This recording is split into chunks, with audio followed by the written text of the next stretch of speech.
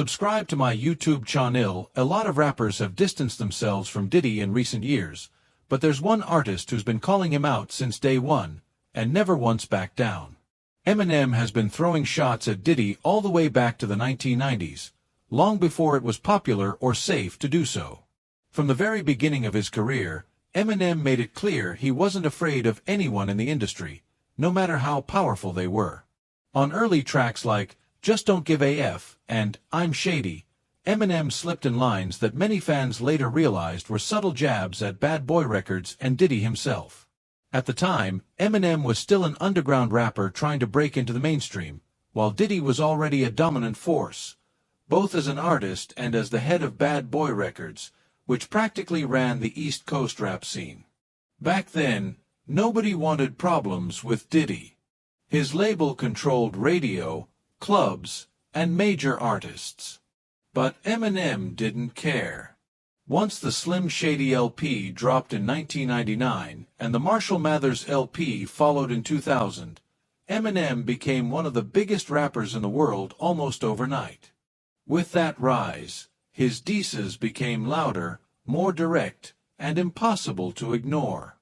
On the song Marshall Mathers, Eminem openly disrespected Diddy by name, making it clear he had zero respect for him or the image he projected.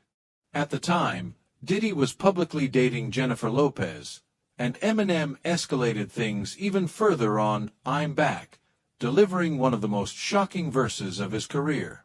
The lyrics were deliberately outrageous and offensive, designed to provoke, and they did exactly that. Despite all this, Diddy never publicly responded. And many people believe that was because Eminem's reputation at the time was wild and unpredictable. Around the same period, Eminem was involved in serious real-life incidents, including an altercation with a man who was seen kissing his ex-wife, Kim. That situation ended in a lawsuit and settlement, and Eminem later addressed it directly on Sing for the Moment, calling out what he saw as lies and media exaggeration. To a lot of fans, it looked like Eminem wasn't just dissing Diddy for shock value. He seemed to be hinting that he knew things about Diddy long before the public ever did.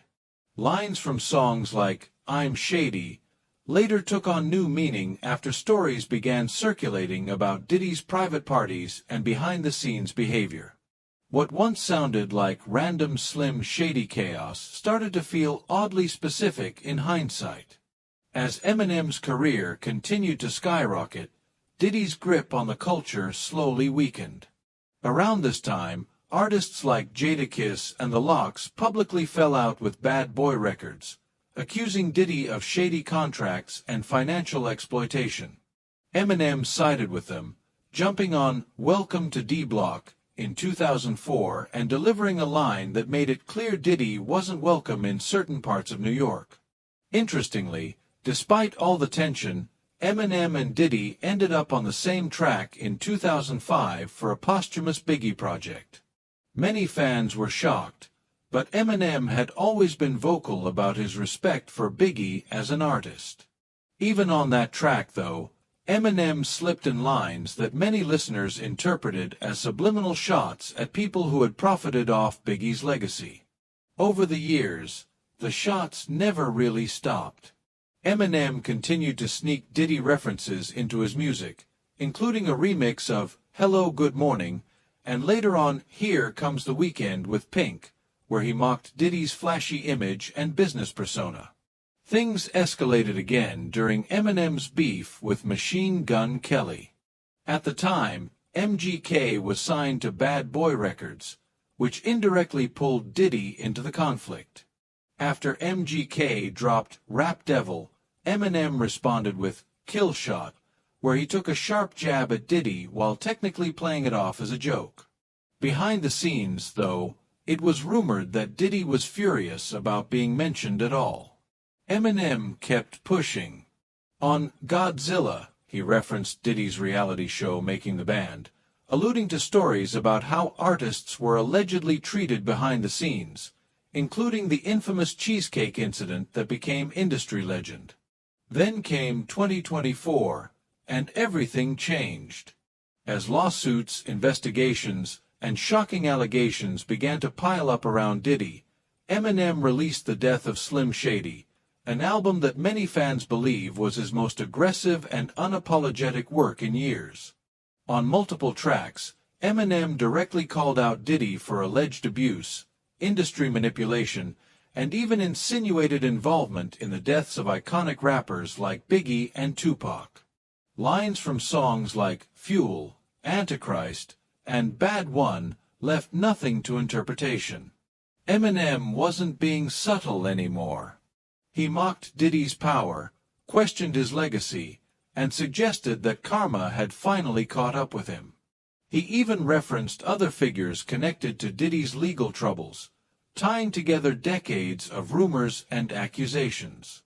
As more people connected to Diddy began getting named in lawsuits and investigations, Eminem continued to apply pressure lyrically, reinforcing the idea that he'd seen through Diddy long before the public ever did. And Diddy wasn't the only powerful figure Eminem wasn't afraid of. Back in the early 2000s, Suge Knight was considered the most feared man in hip-hop. Known for intimidation, violence, and alleged criminal ties, Suge had beef with Dr. Dre after Dre left Death Row to start Aftermath Records. Eminem stood firmly by Dre's side.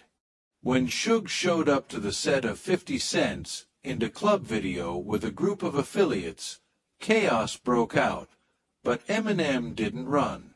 Instead, Eminem reportedly confronted the situation head-on and later recorded a diss track holding Suge responsible for the deaths of Biggie and Tupac.